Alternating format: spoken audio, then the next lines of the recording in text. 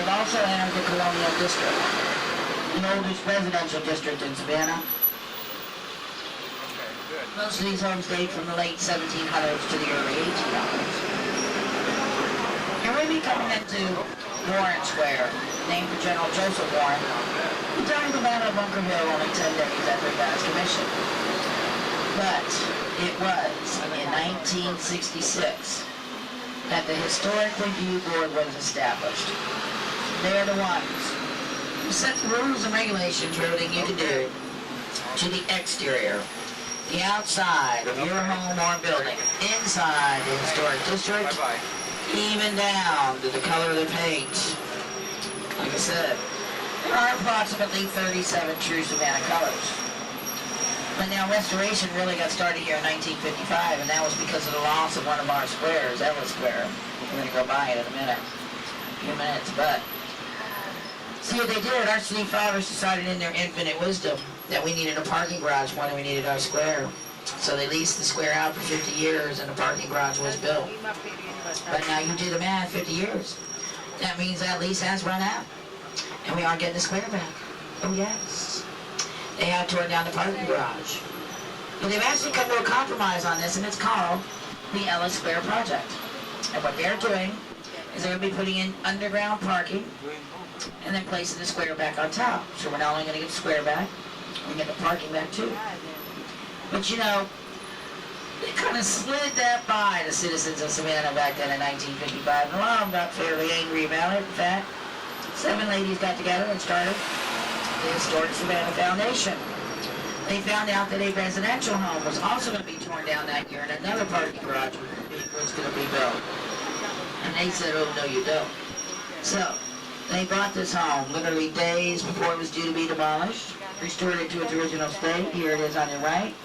One of the homes you can tour here in Savannah now, the Davenport House.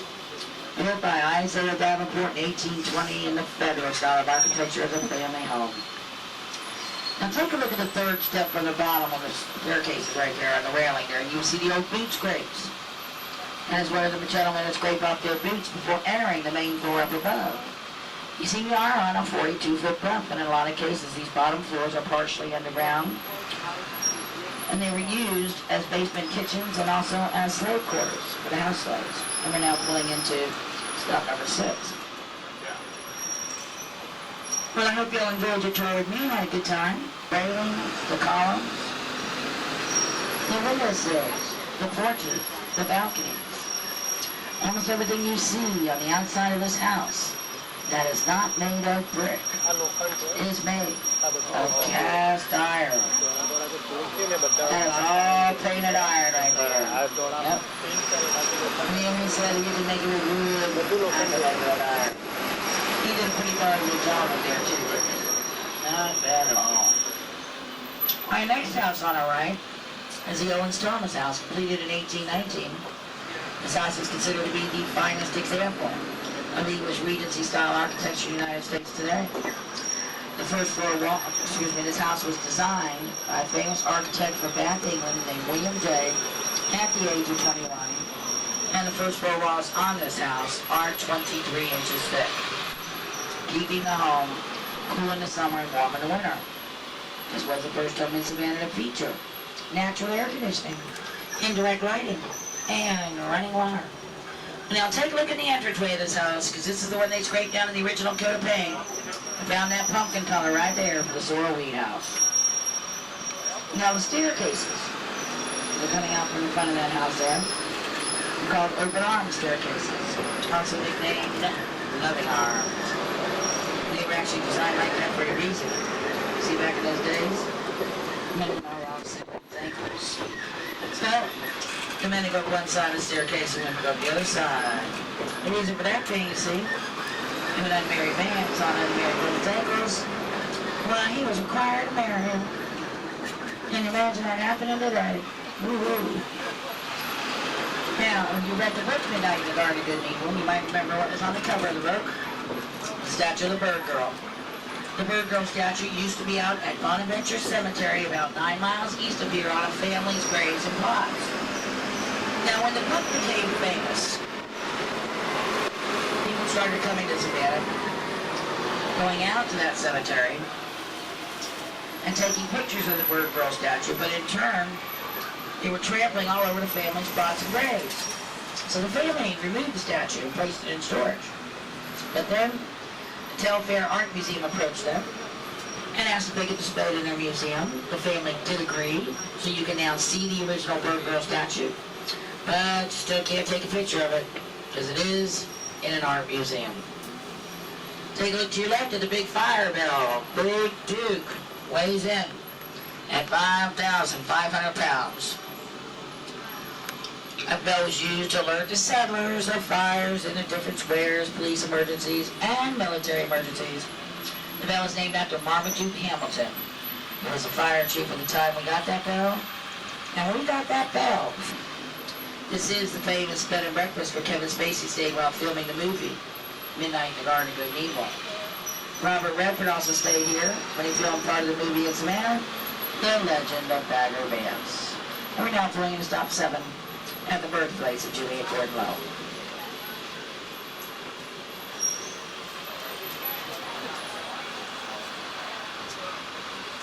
Well, I hope you all enjoyed your tour with me and had a good time. Please do watch your step as you're getting off, and have a great day. 60. Now, it was bought in 1955 by the Girl Scout Council. They restored it and opened up in 1956. It is the most toured home in Savannah. In fact, it is now considered to be Girl Scout Becca. Girl Scouts come from all over the United States to visit the birthplace of their founder. Directly in front of us is Wright Square, named for Sir James Wright, the third and last royal governor of Georgia. And that's because we won our independence while he was in office. And in the center of the square is a monument to William Washington Gordon, co-founder and president of the Central Georgia Railroad. Now, y'all remember Tomachichi, that big old Indian chief? He was once buried, well, he's still buried here, but he's underneath that monument. So they had to do something for him, and here it is on our left. The big granite boulder with a plaque on it is dedicated to Tomachichi. Now, that monument actually was done almost entirely. Up there, you see all the different colors of marble that is quarried here in Georgia. And also at each corner of the courthouse, in the archway above the window, there's a design. You see, it's the egg and the dart design. And that symbolizes the beginning and the ending of life. And you can see here again at this corner, the egg and dart design.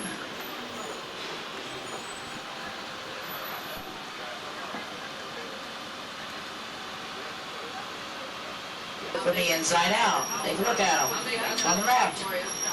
We have even nicknamed these buildings right here our bathroom tile buildings. And you can see why, can't you? This one on the left is the IRS building, and in front of the IRS building is a little monument that we lovingly refer to as the Royal Shaft. Take a look to your right. Get an example of our cat-eye windows right here. Aren't those neat looking? Very nice. Look at those. A window. And then we have Telfair Square on the left, named for Edward Telfair, delegate to the Second Continental Congress. And at the corner ahead of us is the old Telfair Mansion, originally built in 1819 for Alexander Telfair. Now, Alexander, who died at a fairly young age. So he left his home to his sister Mary. Now, I know some of y'all got to remember Miss Mary Telfair, that lady of stipulations who never got married. Well, when Mary died, she left this home right here to the Georgia Historical Society. But, with several... She checks up on them, too.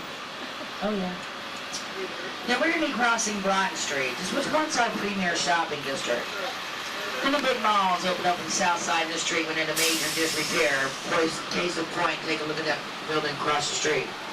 But in the last 15 years, they have really started to restore Broughton Street. It is coming alive again today. There's a lot of shopping and restaurants available now on Broughton Street. We're going to be entering the City Market District. Started in 1755 by the early settlers. They came here to trade their meats, fish, and vegetables. Since been modernized to our present-day city market.